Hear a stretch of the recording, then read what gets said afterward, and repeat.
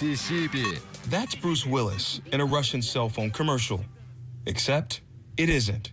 فضة ترحب بكم. And that's Fida, a presenter with Kuwait News and Kuwait Times.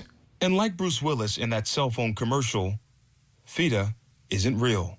Both figures were created through artificial intelligence, and proponents of the technology say it can help actors be in multiple places at once or cut down on labor costs for media companies and studios. For workers and artists, however, that isn't something to celebrate.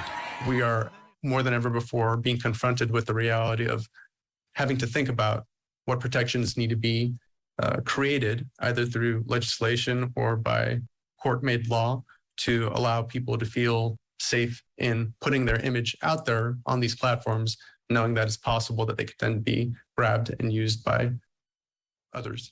AI, with its ability to recreate voices based on work of professional voice actors, is already worrying those whose lives center around voicing audiobooks, animated series, games, and commercials.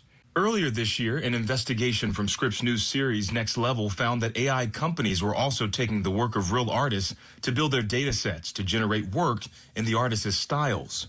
That's worrying for people who create storyboards and concept art for video games, films, and television series. We're seeing a huge displacement of newer artists or entry-level artists being displaced because a lot of smaller companies are more than willing to jump on these programs. All creative industries are probably gonna hit this hit this issue in one way or another.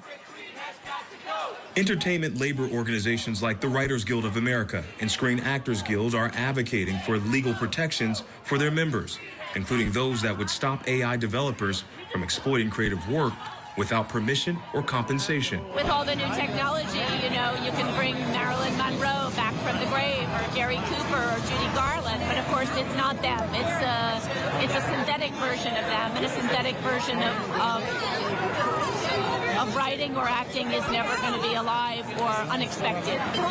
Negotiators for the Alliance of Motion Pictures and Television Producers said the best stories come from the human experience, but also signaled its interest in using the technology, saying in a recent statement, AI raises hard, important creative and legal questions for everyone. This is why SAG is so involved in this, because they can foresee a future where some of their members are at a loss or have not been able to commercially monetize their image and likeness because they gave that away earlier on in their career, and nobody wants that to happen. This isn't to say that all artists are anti-AI, but simply concerned about the ways it can be used against them without legal and ethical boundaries. We're not anti-tech. This is not about humans versus robots. This is about doing it ethically. There are people who are really legitimately worried that they're going to be AI'd out of a career or AI'd out of a job or something like that, right? But what really is the possibility here is the way that we can use these tools in order to increase our productivity, in order to give us more time for creation. AI educators like Molly Mahoney note that AI can be a valuable tool that can be used by writers and artists, but not as a replacement for them. Stephen Graddick, Scripps News.